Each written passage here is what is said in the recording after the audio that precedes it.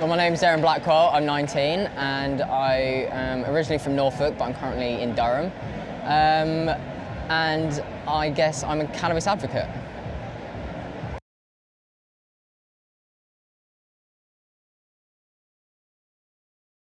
Well, when I was first diagnosed, that was just with leukemia. That was when I was 10 and a half. And I remember sitting in the room waiting for it. I knew something was up because they come in, all the nurses are not talking to me. They'll put all the numbing creams and stuff, and then they leave. And then half an hour later, doctors come in and they're like, okay, something's up. But they tell me that I've got leukemia, and as a 10-year-old, I don't know what that is. I just have no idea. So there was no emotion. I just knew that I was ill because I was feeling funny. Had no idea what leukemia actually meant, like the depth of it. And I knew it was bad because my dad went silent and my mum started crying. And I asked what it was, and my mum just said it was cancer. So I just fucking burst into tears because you hear the C word, you're like, oh, I'm gonna die. Especially as a kid, you just totally lose it.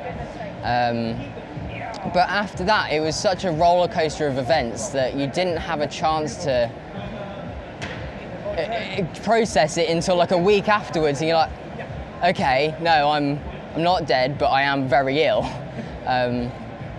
But my treatment went relatively quickly at the beginning, so it didn't do much damage to me. I got a bit ill, lost some weight, but all in all, it was easy. But 18 months later, when I got the second diagnosis,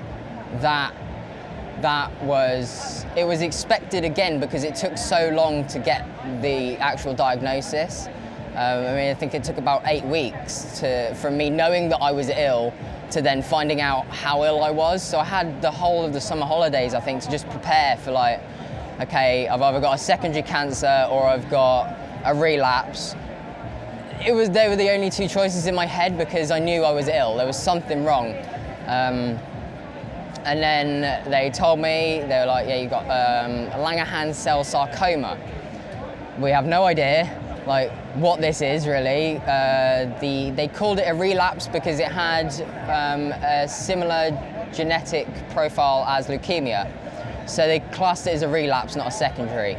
But it was technically a secondary cancer turned into a tumor in my tonsils. But that was, because it was so rare, it made me the only one in the world to have leukemia and then Langerhans cell sarcoma. The only thing that they really knew about it was with the other people, you've got a higher chance of getting leukemia after you've had Langerhans cell sarcoma. I had it the other way around. That was unheard of. The dealing with my own mortality part is actually easier than dealing with the fact you're going to live. It's hard to get your head round, but I'd accepted that I was going to die. You have to remember that I'd also had 4 years of intense treatment before this. I mean, I'd had adult doses of adult chemotherapy drugs given to a child. I'd had radiotherapy. I'd had drugs that had made my mouth basically fall out, my legs give up on me from stepping off curbs. I was done. I was sick and tired of living like that. So if death was the only choice that I had to get out of that situation, if I was never going to get better again, which was looking like it, death was my only option out, and that was nice. It took me a while to accept it. I'd kind of half accepted it, like, okay, this can happen, this might happen, but I had still in the back of my mind, no, I'm not going to die. It was when I truly had, in my mind, accepted that I'm going to die, I'm happy, I was totally blissful for about 3 days. I can't remember what happened, nothing. I was just totally at peace, complete ego death, no worries, nothing. I was like, I'm gonna die, I'm prepared to die.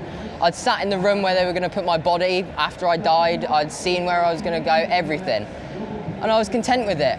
It was then when I started getting better that they were like, nah, they rip up the do not resuscitate forms. So if I get a temperature, that means they put me on antibiotics. That means they start prodding me again. I was not happy with that at all. I'd rather die than be tested and prodded again. I have always been told every part of my treatment. I was told when I had 3 days left to live. I knew.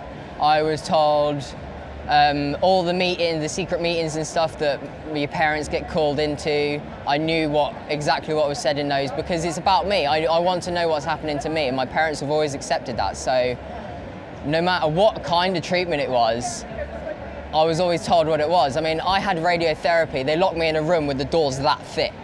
And they even go into the room, they have to wear lead vests. And they stick me in that room. That's worse than anything that anyone else can give me. So I was told about it. I knew it was illegal. I didn't care because I'd been off my face. I'd been high on so many different pharmaceuticals and stuff that they'd given me that the high aspect of weed did not bother me at all. The whole weed thing didn't bother me at all because of the concoction of things that I'd had in my life before. So it was probably the nicest thing that I'd ever had in the whole treatment thing, even in the holistic therapies and stuff, because I'd been having alternative therapies for ages, just not cannabis. I mean, I had olive leaf extract, bee propolis, manuka honey, all sorts of things, and even the honey didn't taste anywhere near as nice as this cannabis. So I was like, yeah, I know what it is, I know what it will do to a certain degree, but it was only given to me to make me relax. And that's what it did. It didn't make me high because I was on so many other things that were making me high that it didn't affect me. It just made me really relaxed and like I went back to sleep. So yeah, I did know, and I enjoyed it. I chose it over everything else. I mean, the first time I ever had like the proper dose of the cannabis that I was having, they came in, a nurse came in with a Valium-based anti-sickness drug that I'd been addicted to for 9 months, like almost like a heroin addict. I would get aggressive, I'd throw stuff at nurses if they didn't give me this drug. And instantly I was like, no, I don't want it. Don't want it. Just instantly it cut off the addiction, a 9-month addiction, with a single dose. And they were like, okay, I'll go. And that's Valium. That's meant to be the most addictive thing you can get.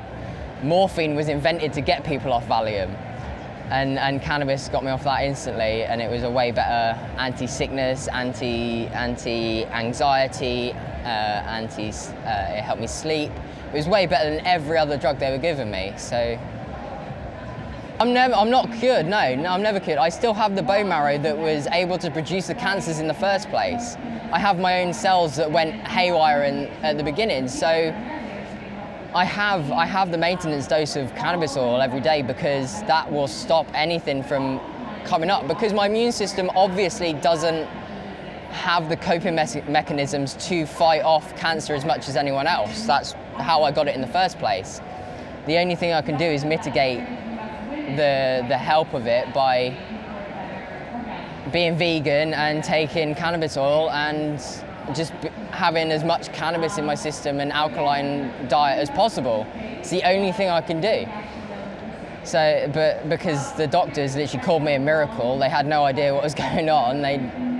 So they have no say in what my treatment is now. They literally have no clue.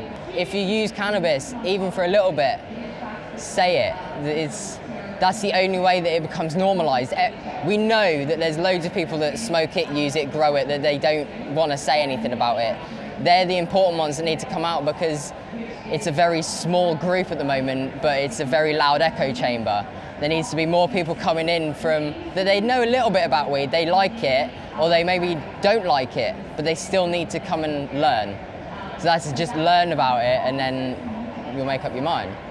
I don't want it legalized. I want it decriminalized, because if it's legalized, then you have so many laws that will tell you what to do. If it's decriminalized, people get their own say on what to do. If a law doesn't need to be changed if the police don't keep that law going. If the people that perpetuate those laws don't acknowledge that as a criminal law, then it's decriminalized. Then you can do what you want with it, but it's still illegal. It means that no companies or no big corporations can come in and take over and do what they want and block people out. That isn't a good paradigm for what the UK needs. It's not helpful. Everyone needs to be able to have what they need. So decriminalization at the moment is the best way to go, and then you can figure it out along the way. But if people are pushing for legalization, they won't be a way to push after that. It will just be locked out and we'll be stuck. We won't get what we want. It will be legalised for the government and what they want legalised. It won't be legalised for what the average person needs. So it needs to be decriminalised so that everyone can access it and have it without being put in prison. My passions lie in cannabis and cooking and extraction. So ideally I would like to, I want to do a range of edibles, CBD, naughty ones as well. And I want to extract and I want to grow. Basically, I want to be in the cannabis industry as me because it saved my life. I love it.